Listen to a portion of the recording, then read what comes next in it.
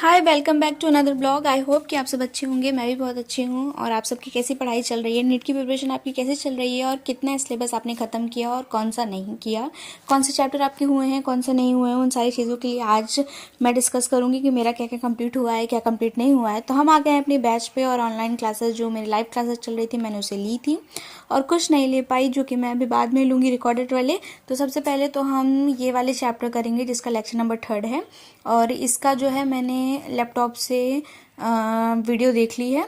अब सिर्फ मुझे नोट्स को रिवाइज करना है, क्वेश्चन प्रैक्टिस करनी है और डीपीपी सॉल्व करनी है। तो ये सब करने में ज़्यादा से ज़्यादा मुझे 45 मिनट्स लगे थे, जो कि मेरा ये सॉल्व होने में थोड़ा सा टाइम लगा था, बट हो गया था क्योंकि इसकी डीपीपी कुछ ज़्यादा थी।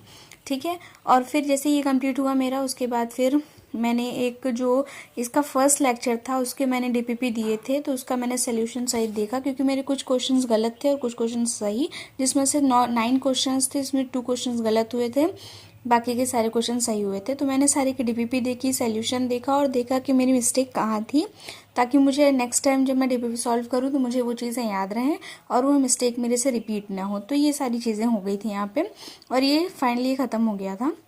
फिर मैंने क्या किया, फिर मैंने सोचा कि मैं चलती हूँ जियोलॉजी पर, और ये लेक्चर नंबर 7 है ह्यूमन रिप्रोडक्शन का। तो इसका चैप्टर जो था मैंने लेक्चर ले लिया था, और फिर मैंने यहाँ पे क्लास नोट करना स्टार्ट कर दिया था। क्लास नोट्स मैंने रिवीजन कर लिया था, और इसमें कई सारे क्वेश्चंस भी थे, तो डीपीपी भी मैंने लगाई। इसको करने में सिर्फ मुझे 20 मिनट्स लगे थे, क्योंकि ये चीज़ें मैंने पहले कहा मुझे ये आती थी, तो इसलिए मुझे ज़्यादा टाइम नहीं लगा इसको करने में।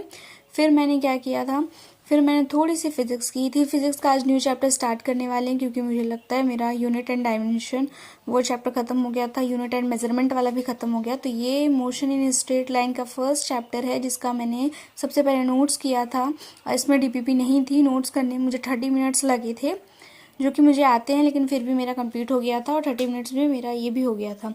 फिर नेक्स्ट करते हैं, हमने क्या केमिकल बॉन्डिंग किया था, वो भी चैप्टर, इसका भी लेक्चर नंबर 6 था, जिसे मैंने शायद एक बार पहले रिवाइज़ कर लिया था। मैंने फिर से रिवाइज़ किया क्योंकि मैं ये भूल रही थी, तो इसलिए मैंने उसे दोबारा से रिवाइज़ किया। जैसे ही रिवाइजन ख़त्म होता है फिर मैं इसके साथ डीपीपी भी लगाती हूँ, क्योंकि डीपीपी लगाने के बाद आपको समझ में आ जाता है कि आपने जो लेक्चर और नोट्स की हैं वो कितनी अच्छी तरीके से की हैं, तो इसलिए डीपीपी लगाना बहुत ज़रूरी है।